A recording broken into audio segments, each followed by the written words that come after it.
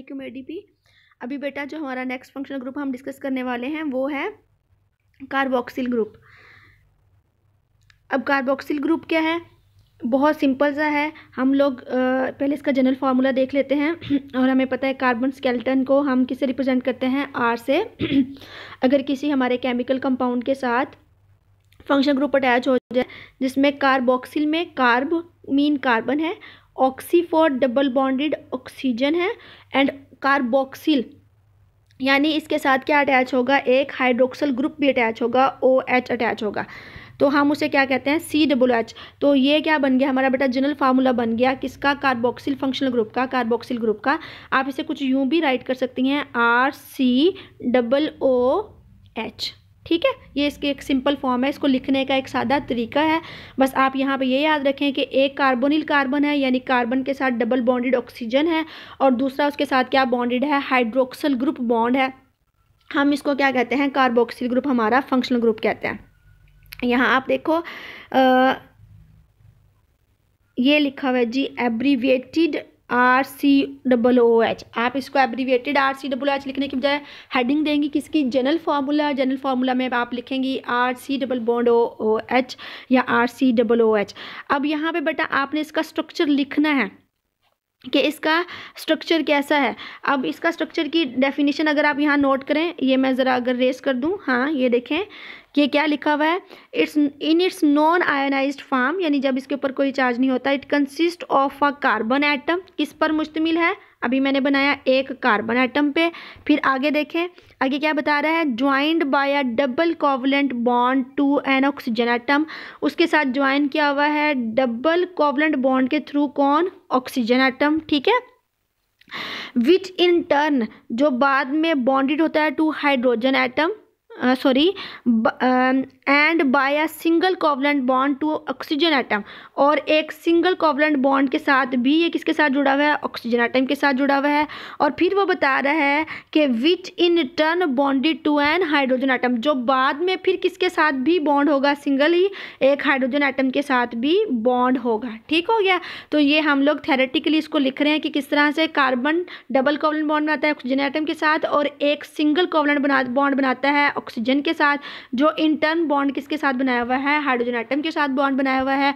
This is the structure of carboxyl group. ठीक है, ये आप हेडिंग लिख सकती हैं स्ट्रक्चर की, जनरल फार्मूला, उसके बाद स्ट्रक्चर आ गया। फिर उसके बाद हमारी किस चीज़ की हेडिंग होती है, कैरेक्टरिस्टिक फीचर, केमिकल बिहेवियर, वो हेडिंग होती है। अब आप यहाँ याद रखें कि यहाँ पे दो दो ऑक्सीजन एटम मौजूद हैं। अब कितने हो गए ऑक्सीजन एटम, दो। इसका मतलब इसकी इलेक्ट्रोनेगेटिविटी बाकियों से भी क्या होगी कि कुछ ज़्यादा हायर होगी, ये पोलराइज कुछ ज़्यादा होगा।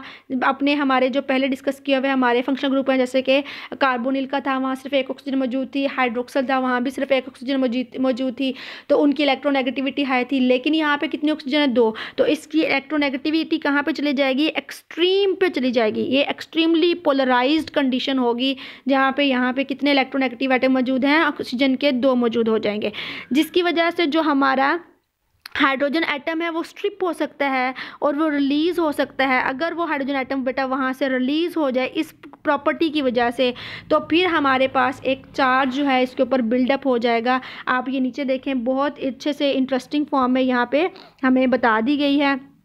ये इस रिएक्शन में देखें कि R, जैसे मैंने बताया हमारा R क्या है, जनरल स्केलेटन है, उसके साथ हमारा C डबल बॉन्ड हो, एक डबल बॉन्ड ऑक्सीजन के साथ, और एक OH अटैच है। ठीक है, ये हमारा बेटा हो गया जनरल फार्मूला। अब यहाँ देखें, हम इसके इस प्रेजेंस की वजह से, यहाँ हाई इलेक्ट्रोनेगेटिव कैरेक्टरिस्टिक की वजह से हम कह रहे हैं कि यहाँ से हमारा जो हाइड्रोजन है वो स्ट्रिप्ड हो सकता है, वो रिलीज़ हो सकता है। अगर हाइड्रोजन यहाँ से अलग हो जाए एज अ पॉजिटिव चार्ज अपना इलेक्ट्रॉन छोड़ के, तो हमारे ऑक्सीजन के ऊपर कौन सा चार्ज आ जाएगा, नेगेटिव चार्ज आ जाएगा। अब यहाँ ये चीज़ समझे बेटा, मैंने कहा था हाई इलेक्ट्रोनेगेटिविटी क्या क्रिएट करती है, more attraction to the electrons, electrons को ज़्यादा कशिश करती है। तो हाइड्रोजन का जो खुद का इलेक्ट्रॉन था, हाइड्रोजन ने वो भी छोड़ दिया, किसके पास, ऑक्सीजन के पास। ऑक्सीजन के पास उसका एक इलेक्ट्रॉन रह जाने की वजह से ऑक्सीजन के ऊपर क्या चार्ज आ गया, -1, यानी इसके पास अपने इलेक्ट्रॉन से एक एक्स्ट्रा इलेक्ट्रॉन भी है, यानी जिसके खुद के इलेक्ट्रॉन है उनके मुकाबले, उनके साथ साथ इसके पास पास एक इलेक्ट्रॉन ज़्यादा है, एक एक्स्ट्रा है, तो वो ज़्यादा इलेक्ट्रॉन जो है वो माइनस के चार्ज की सूरत में इसके ऊपर नज़र आ रहा है। ठीक है, तो एक माइनस क्लाउड जो है, चार्ज जो है इसके ऊपर बिल्ड हो जाएगा, ये एक एनाइन बन जाएगा, यानी नेगेटिव चार्ज हामिल यूनिट बिल्ड हो जाएगा, और इसके साथ H प्लस है जो है वो यहाँ से रिलीज हो जाएगा, और H के ऊपर प्लस चार्ज क्या शो कर रहा है कि इसने अपना इलेक्ट्रॉन दे दिया है, अब इसके पास इलेक्ट्रॉन नहीं है। ठीक हो गया, तो ये कार्बोक्सिल ग्रुप की करैक्टरिस्टिक फीचर हो गया, जिसकी बुनियाद पर ये जिनमें मौजूद है उनके केमिकल रिएक्शंस जो है वो आइडेंटिफाई करता है या क्लैरिफाई करता है। अब इसी करैक्टरिस्टिक की वजह से हम इसे क्या कहते हैं, ये भी बहुत इंपॉर्टेंट है बेटा समझना कि इसी करैक्टरिस्टिक की वजह से हम इसे क्या कहते हैं, कार्बोक्सिल ग्रुप को वीकली एसिडिक कहते हैं। ये इसकी करैक्टरिस्टिक केमिकल बिहेवियर हो गया ना बेटा। अब वीकली एसिडिक है। अब जो बच्चे इस बात को नहीं जानते उनको मैं क्लैरिफाई कर दूं कि बेटा जो भी कंपाउंड अपने खुद से हाइड्रोजन एटम को रिलीज़ करने की सलाहियत रखता है, हम उसे कहते हैं वो अपनी नेचर में क्या होता है, एसिडिक, तेज़ाबी होता है नेचर में। ठीक है, अब चूँकि इस हमारे फंक्शनल ग्रुप ने एक हाइड्रोजन एटम रिलीज़ किया है, इसके पास हाइड्रोजन एटम को खारिज करने की सलाहियत है, दैट्स वाई ये क्या है, एसिडिक है। और चूँकि सिर्फ एक इलेक्ट्रॉन रिलीज़ कर रहा है, हम इसे कहते हैं ये वीकली एसिडिक है। ठीक है, तो only a fraction of the molecules ionise in this way. वो बता रहा है कि वीकली एसिडिक क्यों रिप्रेजेंट कर रहे हैं, क्योंकि सिर्फ चंद ही मोलेक्यूल जो हैं वो इस तरह से आयोनाइज होते हैं, सभी नहीं हो जाते, चूँकि चंद होते हैं इसलिए हम इसको वीकली एसिडिक कह रहे हैं। और एसिडिक क्यों कह रहे हैं मैं दोबारा बता रही हूँ, क्योंकि इसने किसको खारिज किया, किसको रिलीज़ किया, इसने एक हाइड्रोजन आयन को या प्रोटॉन को रिलीज़ किया, जिनके पास सलाहियत होती है इसको रिलीज़ करने की, वो एसिडिक होते हैं। तो ये केमिकल बिहेवियर इसका बिल्ड हो गया। ठीक है, This group therefore exists in one of two hydrophilic states. अब ये आयनिक और पोलर, तो ये हाइड्रोफिलिक स्टेट्स में पाया जाता है दो। यहाँ तो इसके ऊपर एक कंप्लीट चार्ज होगा, जैसे कि यहाँ से हाइड्रोजन रिलीज हो गया, इसके ऊपर एक कंप्लीट चार्ज आ गया माइनस का, तो ये कौन सी फॉर्म आ गई बेटा, ये वाली फॉर्म। ठीक है, ये समझें, हाइड्रोजन को चूँकि रिलीज कर दिया और एक कंप्लीट माइनस चार्ज आ गया, तो ये कौन सी फॉर्म होगी, आयनिक। जिसके ऊपर चार्ज मौजूद होता है वो आयन कहलाते हैं। ठीक है, और दूसरा ये पोलर हो सकता है, यानी कि अगर ये रिलीज़ नहीं हुआ, बैक वाले में देखें इसमें कि अगर हाइड्रोजन को रिलीज़ नहीं किया, जैसे कि हमने कहा चंद फ्रैक्शन ही रिलीज़ करती हैं, सब रिलीज़ नहीं करते, तो भी इस यहाँ पर मौजूद जो ऑक्सीजन है इसके नेगेटिव चार्ज की वजह से एक पार्शियल पॉजिटिव चार्ज जो है वो क्रिएट हो जाता है हाइड्रोजन के ऊपर, यानी एक जुज़वी चार्ज जो है ये अगर मैं इसको यहाँ बड़ा लिखा हुआ है वहीं पर मैं आपको दिखा देती हूँ, ये देखें, इस ऑक्सीजन की प्रेजेंस की वजह से एक पार्शियल नेगेटिव चार्ज जो है वो क्रिएट होता है ऑक्सीजन पे, और पार्शियल पॉजिटिव चार्ज जो है वो क्रिएट हो जाता है किस पे, हाइड्रोजन पे। तो ये कौन सी फॉर्म होगी, पोलर। तो ये आयनिक फॉर्म में भी हो सकता है, जैसे कि हमने यहाँ रिप्रेजेंट किया, और ये इसमें रिप्रेजेंट किया, और ये पोलर फॉर्म भी हो सकती है ये, यानी कि हाइड्रोजन को रिलीज़ कर दिया तो आयनिक, अगर हाइड्रोजन को रिलीज़ नहीं भी किया तो भी इसके ऊपर एक क्लाउड सा चार्ज का बिल्ड हो जाएगा due to the presence of electronegative oxygen. तो उस चार्ज की प्रेजेंस जो है वो उसको क्या बना देगी, पोलर बना देगी।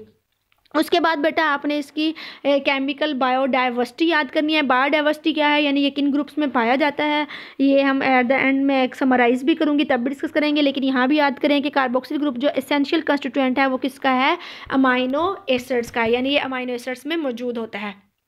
ये हमारा जी फंक्शनल ग्रुप था कार्बोक्सिल का। अब इसको हम एक बार ज़रा अपने टेबल से भी दोबारा रिवाइज़ कर लेते हैं ताकि आपको अच्छे से समझ आ जाए। हमारा टेबल में देखें, यहाँ पर डिस्कस किया है हमने कार्बोक्सिल को, ये यहाँ ठीक हो गया, ये हमारा है जी कार्बोक्सिल। अब कार्बोक्सिल का स्ट्रक्चर कैसा है, C double bonded O and OH, ये इसके साथ अटैच है। फिर आप इसके स्ट्रक्चर की थ्योरी देख लें जो हम पीछे भी डिस्कस करके आए हैं, हम यहाँ भी डिस्कस कर रहे हैं कि when an oxygen atom is double bonded to a carbon atom that is also bonded to a hydroxyl group, यानी OH के साथ अटैच होता है, तो जो एंटायर असेंबल एटम्स होते हैं वो क्या कहलाते हैं, कार्बोक्सिल ग्रुप कहलाते हैं। उन्हीं के लिए जो बच्चे ज़रा ज़्यादा शॉर्ट याद करना चाहते हैं वो यहाँ से याद कर लें। हेडिंग्स बेटा यहाँ पे देखें बहुत प्रोमिनेंट दी हुई हैं।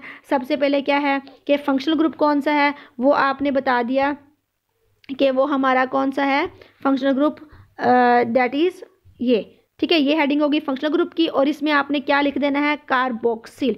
उसके बाद देखें हमारी सेकंड हेडिंग किसकी होगी, स्ट्रक्चर की, और इस स्ट्रक्चर की हेडिंग में आपने क्या लिखना है, ये जी, ये स्ट्रक्चर की हेडिंग में आप ये थ्योरी लिख देंगी, और ये दरमियान में यहाँ हेडिंग दे दें जनरल फार्मूला की। जनरल फार्मूला की हेडिंग देने के बाद आप उस जनरल फार्मूला, ये G for general and F for formula मैंने शॉर्ट टर्म में लिख दिया है, उसमें आप ये फार्मूला बना दें और यहाँ पे आप जहाँ खाली जगह लिखी है वहाँ आर को रिप्रेजेंट कर दें। तो जो बच्चे ज़रा शॉर्ट याद करें, देखें यहाँ 3 हेडिंग्स में बहुत कम उन्होंने याद किया और आसानी से लिखा गया। ठीक हो गया। उसके बाद आपको मैंने कहा था आपने इसकी एग्जाम्पल्स लाजमी लिखनी है। तो यहाँ देखें नेक्स्ट हमारे पास जो डायग्राम है उसमें इसकी एक एग्जाम्पल भी डिस्कस कर दी गई है, कार्बोक्सिलिक एसिड। ये नोट करें आप, ये एग्जांपल ये बेटा यहाँ पे है जी। कार्बोक्सिलिक एसिड जो है उन्हें ऑर्गेनिक एसिड्स भी कहते हैं। और यहाँ ये देखें, ये एक कार्बोक्सिलिक एसिड की एग्जांपल है, यानी एक मीथेन है, सी है, कार्बन है, ऑफ कोर्स उसके साथ जहाँ 4 बॉन्ड हाइड्रोजन के थे, ये ऐसे। ठीक है, वहाँ से हमने क्या किया, एक हाइड्रोजन को रिप्लेस कर दिया, रेस कर दिया, और एक हाइड्रोजन को रिप्लेस करने के बाद हमने क्या बनाया वहाँ पे सी, 3 हाइड्रोजन रह गए क्योंकि एक हाइड्रोजन रिप्लेस हो गई है। अब वो चौथा जो हाइड्रोजन था उसकी जगह हमने फंक्शनल ग्रुप अटैच कर दिया, carboxyl, C double bond O H. ठीक हो गया। अब आप नोट करें यहाँ कितनी कार्बन मौजूद हैं, यहाँ बेटा मौजूद हो गई 1 और 2, 2 कार्बन मौजूद हो गई, यानी ये एथेन से रिलेटेड है।